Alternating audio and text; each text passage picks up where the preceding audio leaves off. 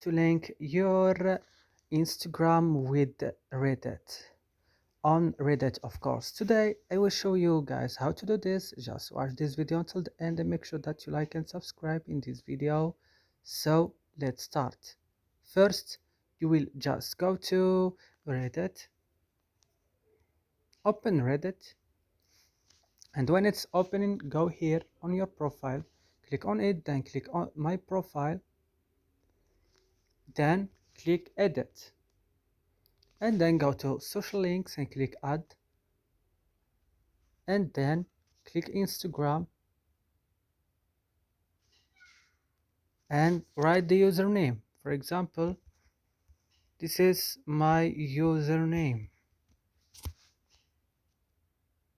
and as you see now, if I open it, and don't forget, when you finish, click save.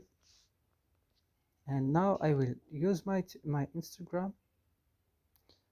Just I will try, and as you see here, you will find your profile on Instagram as you see. And that's it. I hope this video is useful for you. Do not forget to like and subscribe in our channel. See you next video.